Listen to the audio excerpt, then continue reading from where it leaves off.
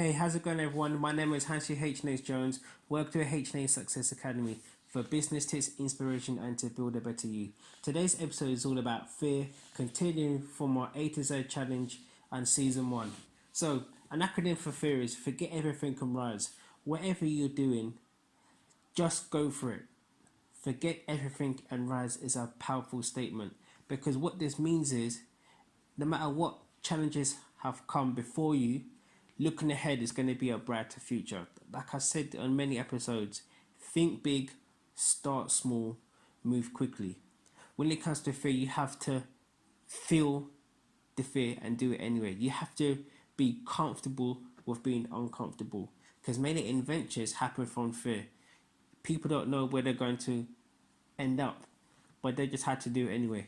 So, for example, if you have been in a situation where you may have lost your job, for example, or you might have been in a position where you're doing a great contract, but you've actually scared to sign the dotted line, or someone pulled out, and you don't know where the next contract is going to come in order for your business to be sustainable, you have an option.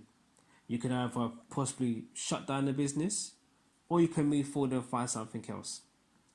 The fact of the matter is, you're in a fearful position.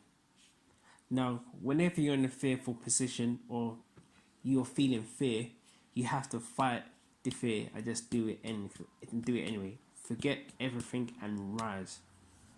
Fear is all in our mind. It's just a mindset. We have nothing to be fearful of in certain situations. So what we have to do is we have to overcome that. The moment we can overcome our fears, the moment the world is our oyster. Whether it's business, whether it's life, whether it's sports, no matter anything, fear is what holds us back, and that can determine whether we are going to move forward or whether we are going to stand in still. So, if you're on a network with people, there are two options. You can either move with the pace or get left behind.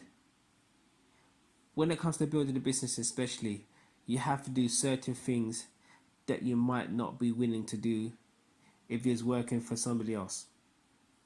So, for example, if you're a new business, you may have to reach out to people who you don't know, whether it's on LinkedIn, whether it's on Facebook, whether it's on Twitter, and they may not come to you. This is not an active prospecting. You're looking for people to sell to or even give value to. And for some people that they may be scared of doing it. They don't want to maybe pester people, or they may think, oh yeah, this is not for them. You can't make a judgment if you haven't asked someone the question of what it is, what you're trying to put across.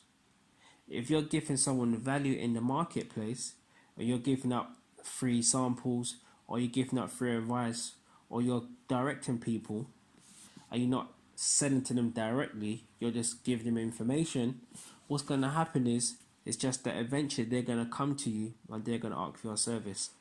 So for me, for example, when I got started in my bouncy castle business, I didn't know where to start. I was actually scared to start it. And for me, I think I might have mentioned it briefly, but I'm going to do a whole episode on it.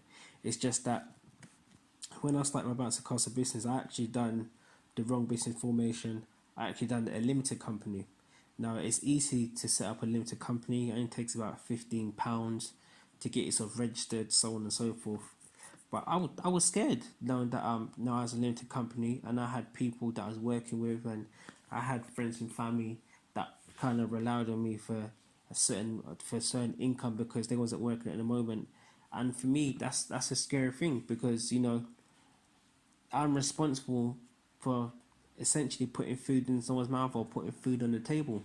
And for me, that's a scary thing because I didn't know where I was gonna get these clients from. Yeah, it's all well and good handing out, flyers in people's letterboxes, but what about going on the street and doing it?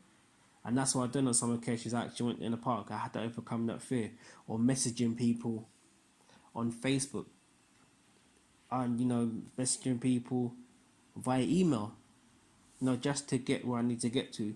And that's a scary process because I don't know where it's going to take me. My money was low at the time, and I had to make a decision whether I was going to actually, work for the company I created, or work my job, and I was scared, I was fearful. I said, listen, look, I'm gonna work for my company I created, because this is what I started. This is peak time for me. This is my time to shine. This is my time to move where I'm moving. So I had to literally forget everything. I had to forget pleasing my manager. I just had to go ahead and do it. I just had to fight the fear and do it anyway. I had to be comfortable with being uncomfortable. And growth only comes from a matter of being in an uncomfortable situation, which then creates fear and sometimes procrastination. But sometimes you're in a position whereas you're so far backed in a corner, you just have to do something about it. Now, when this happens, either two things happen. You either crumble and go back to where you was before, or you rise up and you push forward and you do whatever it takes for you to be a success, or to have the income you need, or to do what you need to do in order to progress forward. So today's episode is all about fear. Fear everything and rise. Thank you for listening to this episode. I look forward to your comments and likes and shares. For any information regarding some mentoring or coaching, how to overcome fear and build confidence, feel free to email me at hansleyjones@gmail.com. I look forward to hearing from you. Have a great day on purpose. Take care.